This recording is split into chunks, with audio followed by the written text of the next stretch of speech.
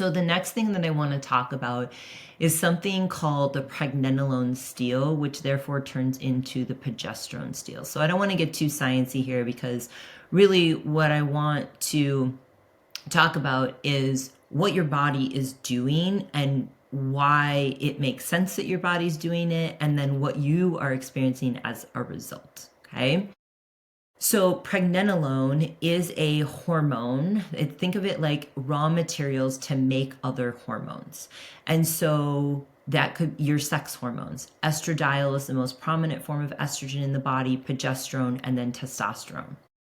So if you are in this cortisol cascade and your body needs to make cortisol in response to stress, and again, remember we talked about all different kinds of stress, it's going to steal that raw material that it would have used to make sex hormones to instead make cortisol. And so your body is prioritizing survival and moving into protection rather than things like releasing weight or optimal metabolism and energy or your sex drive or libido. And so over time, if there's chronic stress that's happening, again, could be internal or external, that pathway actually becomes the preferred pathway in the body rather than your body taking the raw materials to make sex hormones then. And then therefore, you are not making enough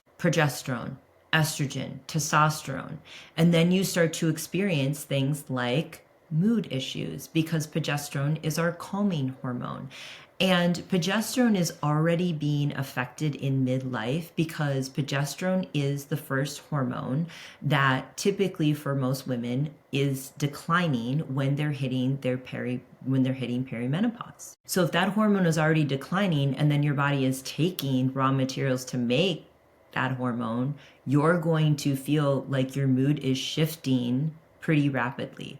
Or you're not making enough testosterone, and so your libido suffers. Your drive and like your get up and go suffers. Maybe your ability to gain muscle, even though you're strength training and you're eating enough protein, suffers. And so you can see how this isn't just I have high cortisol or I have low cortisol. This is actually impacting other things in your body and your body's ability to make these hormones. And so this goes back to a conversation that I had several episodes ago around hormone replacement therapy, and how simply just putting hormones into a system where this hormone steal has been happening is only potentially going to put gasoline on the fire. It's not actually